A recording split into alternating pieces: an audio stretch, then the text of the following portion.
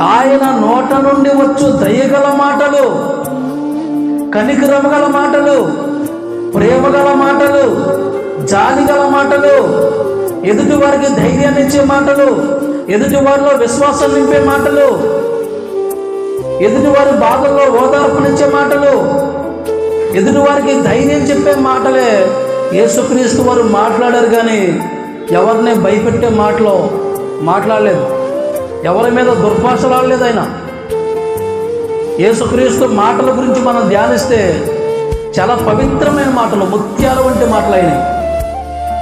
ఆయన దయగల మాటలకు అనేక మంది ఆశ్చర్యపడ్డారంట. అంటే యేసు నుండి వచ్చిన దయగల మాటలకు మరి మనలోంచి దయగల మాటలు వస్తున్నాయా? యేసును నమ్ముకున్న మనలోంచి దయగల మాటలు వస్తున్నాయా? క్రూరత్వం కలిగిన మాటలు వస్తున్నాయా? కఠినమైన మాటలు వస్తున్నాయా? దుర్భాషలు వస్తున్నాయా? ఆలోచించండి.